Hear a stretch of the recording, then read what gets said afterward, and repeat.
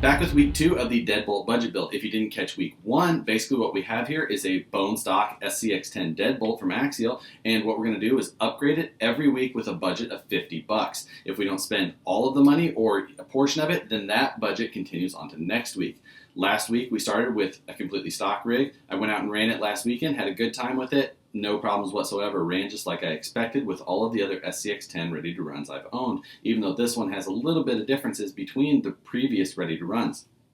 Now, this week, we're going to get right into some performance upgrades. However, basically, since we just got the rig and there's some upgrades that I want to do that are going to cost a little bit more, we're going to do some free mods this week, basically with only the parts, or mainly only the parts that come in the box. You're only going to need maybe a couple of pieces of hardware, nothing major. So we're going to get into it and see what we can do with this truck without really spending any cash yet. Now, the very first upgrades are obviously going to happen underneath of the body. Now, whenever you get a scale rig or a crawler of any sort, the very first thing you want to do is get your weight bias where you want it. Now, Axial comes stock with this rig set up to run a battery in the rear. Now, as I touched on in the first video, I run a smaller pack. It's a 2200 milliamp pack. But this battery tray is also set up for something as large as like a 5000 hard case LiPo without any issues, or even larger.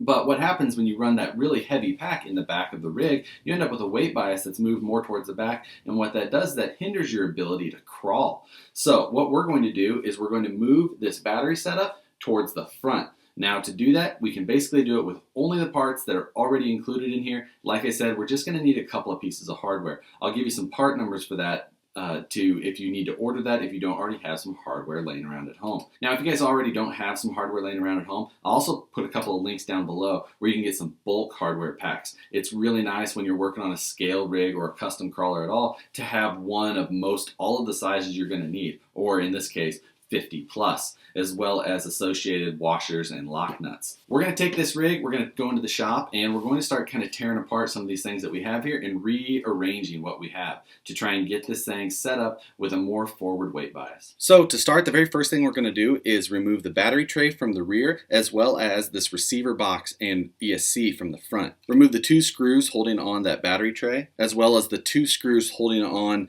the cage that fits underneath of that battery tray. Up front, the very first thing you'll want to do is remove the lid to the receiver box by removing the 2 screws on the outside of the lid. Once you've removed the lid, there's 2 screws in the bottom of the receiver box holding on the 2 braces that fit underneath of it.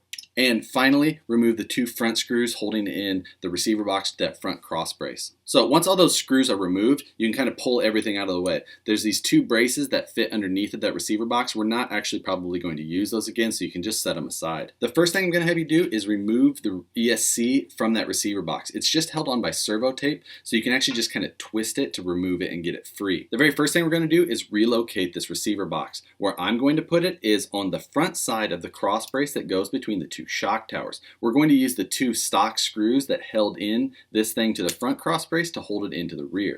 Checking everything for clearances underneath with the links and drive shafts. Looks like we're pretty much all good there, and we're not going to have any issues with anything hitting that receiver box in its new relocated position. Now, as I mentioned in the first video, Axial provides quite a bit of extra parts in that parts bag that you get with the ready to run kit here. Now, inside of that parts bag is another bag, and inside of that bag, there's some small spacers in there that have a conical bottom to them. That's what we're going to use to space this battery tray up in the front a little bit to make sure that we have plenty of servo clearance.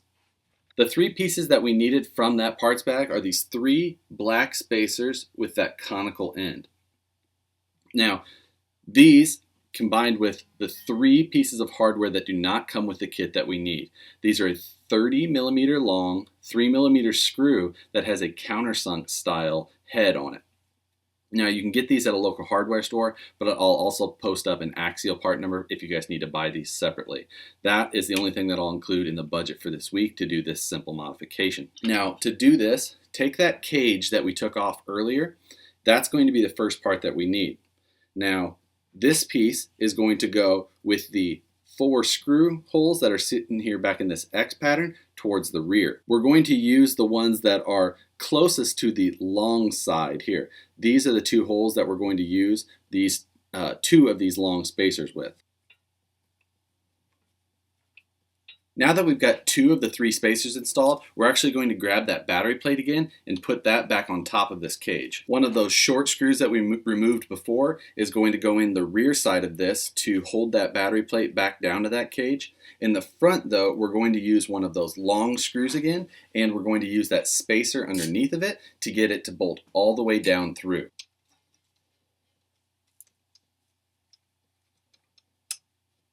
So that relocates our battery tray completely to the front. Those spacers raise the whole thing up so that our servo still clears everything as it goes down.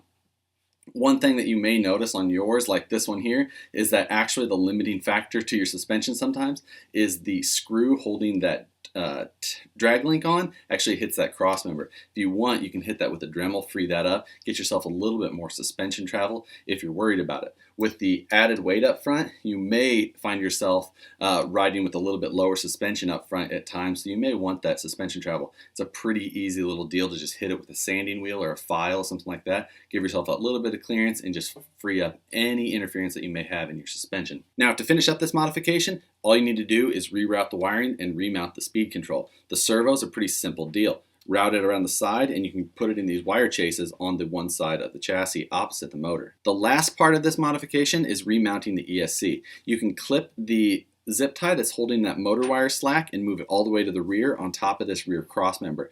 Pretty simple deal. It does cause your battery leads to stretch a little bit, but not all that bad, and not something that most batteries shouldn't be able to reach without an issue.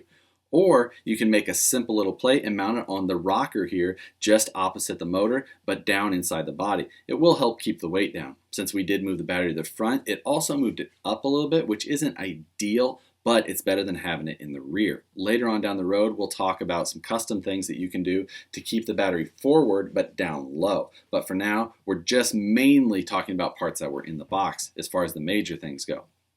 I am going to make one simple little plate here for the side.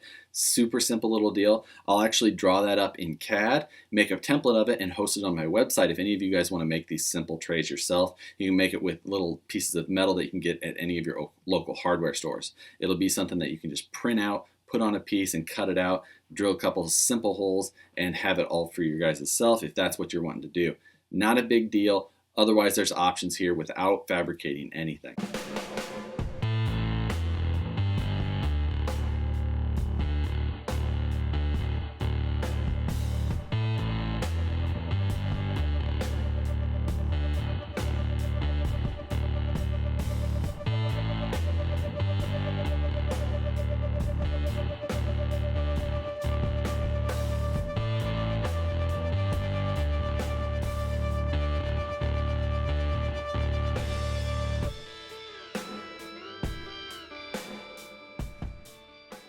So that wraps up this mod. We've moved the ESC to the side, battery to the front, and electronics box to the rear. That should get us a better forward weight bias, and pretty simple. It only cost us a few screws, and maybe you guys already have those laying around. If not, again, that'll be listed down below.